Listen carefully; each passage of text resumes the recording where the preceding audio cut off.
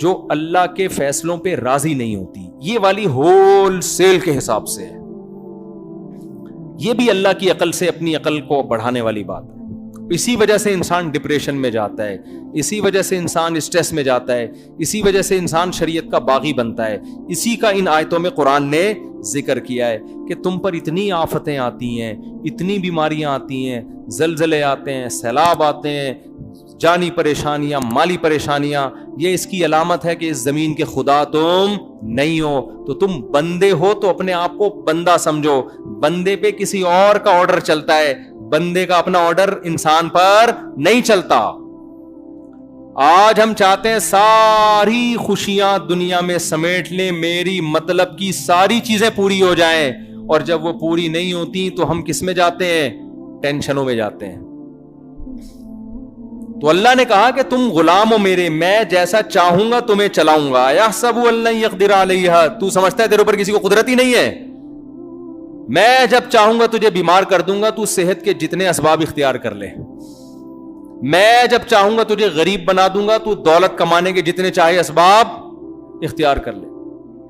بعض دفعہ الٹا ہوتا ہے, دولت کمانے کا کوئی سبب نہیں ہوتا, پیسہ ایسے آ رہا ہوتا ہے سیلاب کی طرح, انسان حیران ہوتا ہے فلاں پیسے کی پلاننگ کر کر کے تھک گیا اور دھیلا نہیں ہے اس کے پاس, اور فلاں کے پاس پیسہ رک نہیں رہا.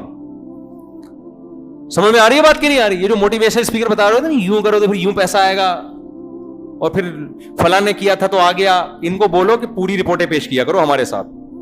ایک نے کیا پیسہ آ گیا, درجنوں ایسے ہوں گے کر ہی رہے ہیں, مل کچھ بھی نہیں رہا ان کو. خیر محنت کرنی چاہیے, میں اس کے خلاف نہیں ہوں, چلے گی میرے بھائی کس کی مرضی؟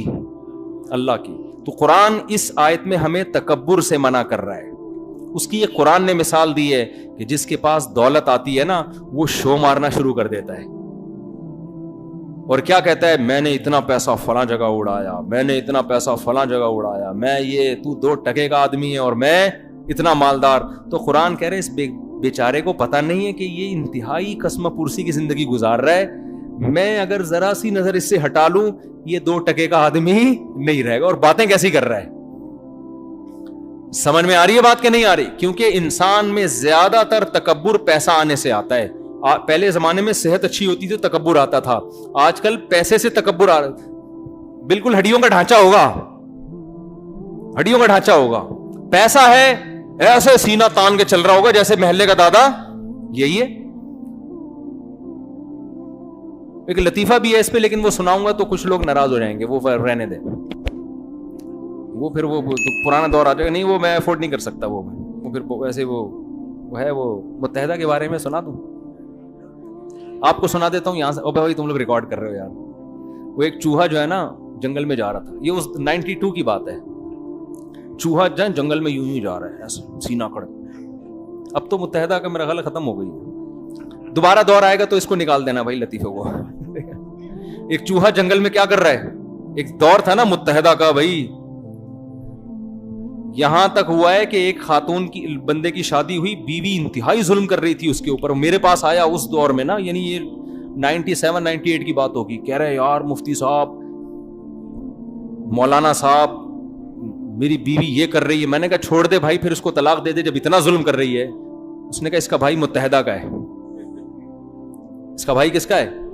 تو اس دور میں یہ لیبل بن چکا تھا بھائی, بندہ متحدہ کا, چپ چاپ آرام سے چلو. تو وہ کیا ہوا ہے, چوہا تھا ایسے نا سینہ کڑا, شیر بھی کانپ رہا ہے, لومڑی بھی کانپ رہی ہے, بندر بھی, سارے کپاہٹ نا.